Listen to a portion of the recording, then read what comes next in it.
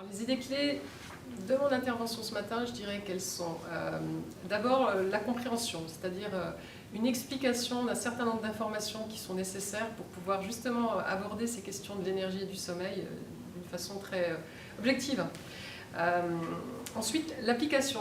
Je pense que ce qui est important aussi, c'est de faire un lien avec la réalité de cette problématique et puis les contraintes qu'on peut avoir dans l'entreprise et comment justement chacun d'entre nous, à différents niveaux, peut utiliser certains exercices pour favoriser, je dirais, un retour au bon sommeil.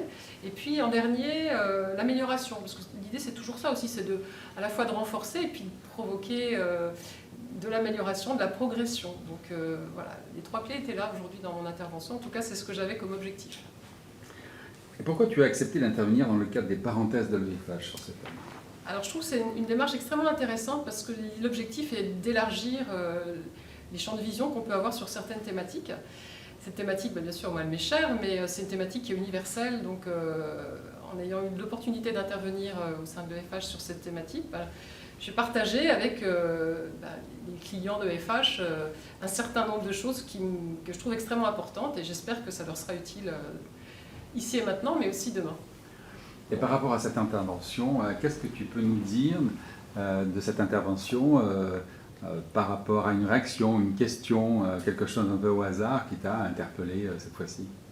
Alors ce qui m'a interpellé, bien sûr, le tour de table quand on questionne en début d'intervention comment vous dormez, le nombre de personnes, quand j'ai posé la question, qui s'est senti reposé ce matin au réveil, le nombre de mains qui s'est levé était très faible. Et oui, ça m'interpelle. Est-ce qu'il y a un moment que tu as préféré dans ton intervention? Le débrief des exercices, parce que ça prend du sens, on a le retour, et puis il y a des personnes à qui ça ouvre de nouvelles perspectives, de nouveaux horizons, de se rendre compte que oui, il y a des choses qu'on peut utiliser, pratiquer pour que la situation change. Ok, qu'est-ce que tu retiendrais de cette intervention si demain tu devais rencontrer quelqu'un en disant tiens, je suis intervenu à l'EFH, qu'est-ce que tu retiendrais de ça?